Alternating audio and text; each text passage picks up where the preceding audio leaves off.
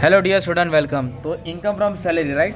तो देखो कैसे सम, छोटा भी सम आता है 15 मार्क के लिए, बड़ा भी आता है, राइट। तो ये क्वेश्चन है 2B 15 मार्क का, राइट।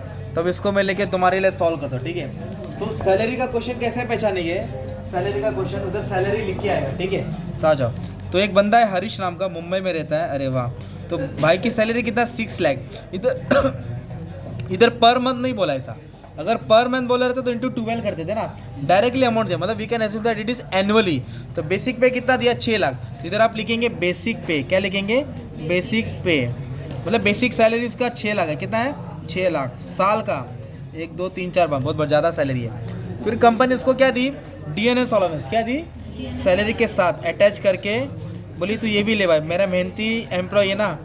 तो DNS अलाउंस कितना दी? 48,000। फिर टैक्सेबल एजुकेशन अलाउंस, मतलब बच्चे लोग की पढ़ाई लिखाई के लिए कंपनी वो भी दे रही है, या उसके लिए पढ़ाई के लिए दी रहेगी। अगर आप लोग भी जॉब करेंगे, MBA करना जाएगा तो कंपनी खर्चा उठाएगा आपका, ठीक है।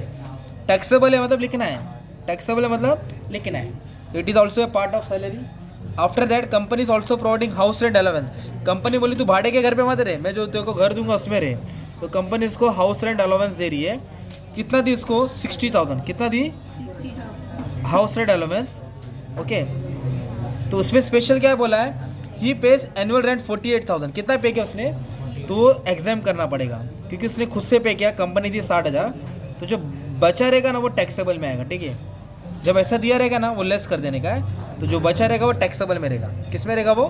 टैक्सेबल डाल देने का। अंडर सेक्शन 10 में आता हो, ठीक है, डिडक्शन, सॉरी एग्जाम। फिर गैस, मतलब उसका गैस, लाइट बिल, पानी बिल, वो भी कंपनी दे रही है। तो काम कर रहे इसके लिए दे रहे, तो भी टैक्सेबल हो गया ना। तो भी तो लिखेंगे गैस, इलेक्ट्रिसिटी, अदानी का लाइट बिल, BMC का पानी का खर्चा भी कंपनी दे रही है उसको 1500, तो भी टैक्सेबल। ओके।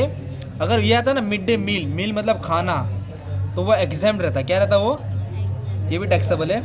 कंपनी क्या बोली? तू बस का धक्का मत खा, तेरे को मैं गाड़ी देता हूँ। तो कंपनी उसको प्राइवेट गाड़ी दी, बाइक दी।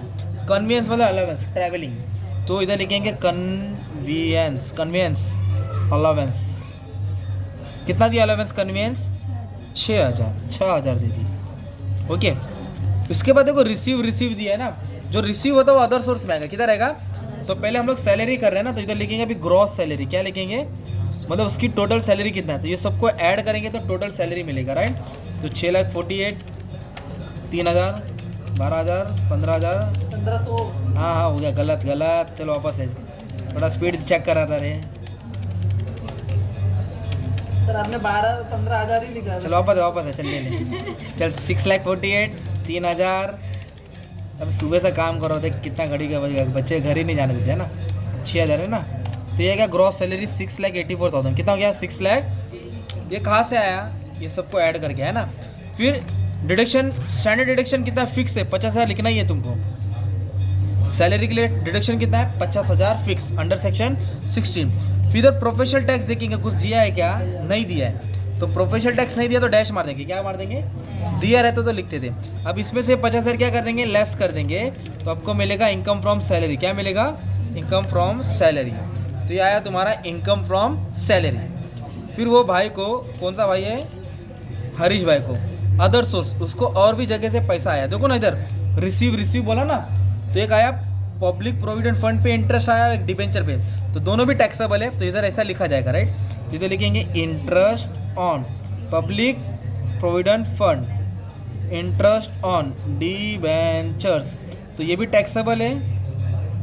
एक सेकेंड ना, 11,000। अब सुनो मैं क्या बता रहा हूँ। जो इंटरेस्ट ऑन प्रोविडेंट फंड है ना वो एग्जाम होता है। क्या होता है वो? तो अमाउंट नहीं आएगा। Okay. Interest on debenture taxable, deposit taxable, security taxable, FD taxable, saving bank account taxable.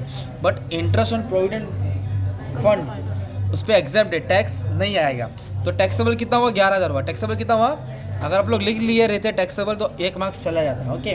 तो हम इन दोनों को क्या कर देंगे? ऐड कर देंगे।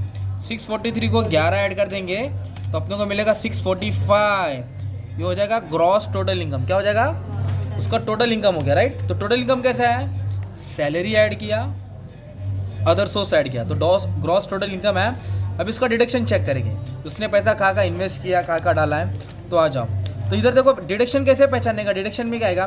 पेड, इन्वेस्टेड, कंट्रीब्यूटेड, डिपॉजिटेड, है ना, वो सब इन्वेस्ट डिडक्शन में आएगा। तो ये क्वेश्चन है, मैं रीड करता हूँ। ओके, ही पेड, किधर पेड किया उन लोग ने?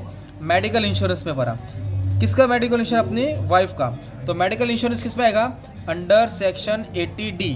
ओके, इधर आएगा मेडिकल इंश्योरेंस आपका, अपना, अपनी वाइफ का, अपने पार्टनर का, तो 25,000 लिमिट है। ओके, तो इधर आएगा 80D में आएगा। किस में आएगा? 80D। क्या लिखेंगे? Medical insurance. कितना भरा? 16,000। ओके, और उसने पैसा इन्वेस्ट किया है 80,000 NSC में डाला है और 20,000 पब्लिक प्रोविडेंट फंड। तो अंडर सेक्शन 80C में आएगा। किस में आएगा? Under section 80C। ये दिख रहा है 80C। तो जो भी प्रोविडेंट फंड में डाला रहेगा या नेशनल सेविंग सर्टिफिकेट या NSC में डाला रहेगा वो डिडक्शन में आएगा। लिमिट कितना उसका? 1.5 लाख। 1.5 लाख से ज़्यादा नहीं आएगा। तो उसने कितना इन्वेस्ट किया मालूम है क्या? एक तो 20,000 और एक 80, मतलब 1 लाख। 1.5 लाख से ज़्यादा नहीं है। तो ऐसे लिखिए अंडर सेक्शन 80C। तो एक क्या है? नेशनल सेविंग सर्टिफिकेट है और एक क्या है? पब्लिक प्रोविडेंट फंड है। तो कितना टोटल डाला? 80,000 और 20,000 इन्वेस्ट किया। तो किस में डिडक्शन आएगा? Under section 80C। Total 1 lakh deduction आएगा। कितना आएगा? 1 लाख। अगर मान लो 2 लाख रहता तो हम लोग 1.5 लाख माफ़ करते हैं। कितना माफ़ करते हैं? क्योंकि रूल कितना है? 1.5 लाख। 80C में शॉर्ट नोट्स भी आएगा ये, ठीक है। तो टोटल डिडक्शन हो गया 1,16,000। कितना हो गया? 1,16,000। तो इसमें से ये क्या कर देंगे आप लोग? माइनस कर देंगे। तो आपको क्या मिलेगा मालूम है? Net taxable income. तो उसको इसके ऊपर टैक्स देने का है। 5,29,000 पे इसको टैक्स देने का है। कितने पे? 5,29,000। तो ये 15 मार्क का सम था। ओके, ये MCOM लेवल का सम था और हो गया 7-8 मिनट में सम सॉल्व हो गया, राइट। ऐसा सम सॉल्व कर देने का, फटक से करके टैक्स का पेपर देकर घर पे आके सो जाने का, ठीक है। टेंशन नहीं लेने। All the best.